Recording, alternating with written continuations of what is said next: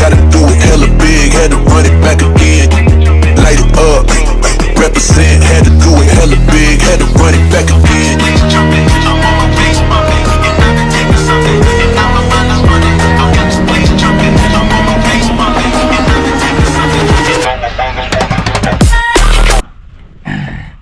Guys, വണ്ടിയുടെ ഉള്ളിൽ കയറിയിരുന്നാൽ തന്നെ വേറൊരു ഫീലിംഗ് കേട്ടാ.